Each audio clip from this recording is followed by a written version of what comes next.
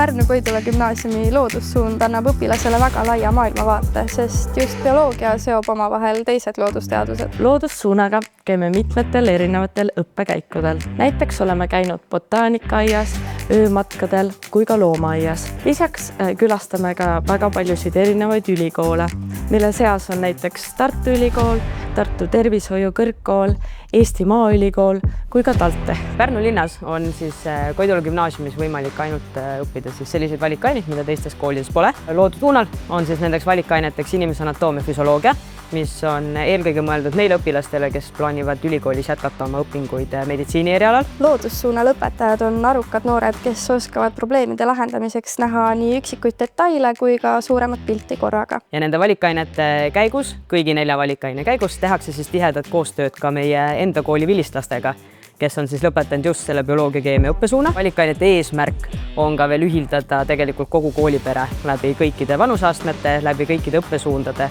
et nad ka omavahel ikkagi saaksid sõpradeks. Koolis teeme lisaks teooriale ka erinevaid praktikume. Keemias on selleks eraldi tund, keemia praktikum. Me võtame tunnis mingisuguse teema läbi, et seda paremini kinnistada, siis me teeme ka erinevaid katseid. Bioloogias teeme palju tööd mikroskoobiga, kui on ka muid erinevaid praktikume. Keemia praktikumides saame väga palju omavahel arutada ja jõuda läbi nende tulemusteni. Lisaks on ka väga lahe õpetaja,